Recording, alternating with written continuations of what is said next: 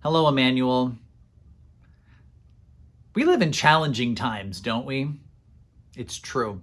Whether it's our society as a whole, our church ministries, or even our own homes, we feel the challenge of being a Christian in this day and age.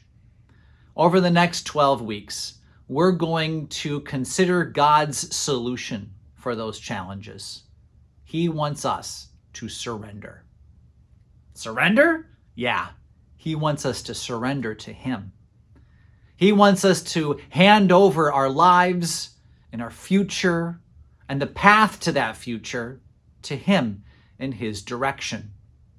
Now, at the same time, he doesn't want us to give in to the ways of the world, as tempting as it might be.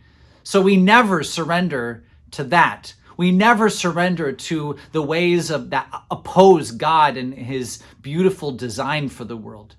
Totally surrendered to God, we can see a path forward to continue to be the blessing God calls for us to be. This 12-week series, we're going to look at all sorts of examples of surrender in the Bible, whether it's Israel crossing the Red Sea, Shadrach, Meshach, and Abednego, Jesus, the ultimate surrender, or the church and how they surrendered lives and possessions to God and one another. It's an amazing example of how God wishes for us to live in times of challenge.